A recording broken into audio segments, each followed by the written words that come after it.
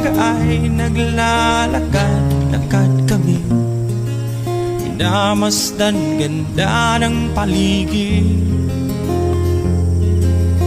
At pagsapit ng dilim, tahimik ang paligid, mga bituin sa'yo'y nakatitig.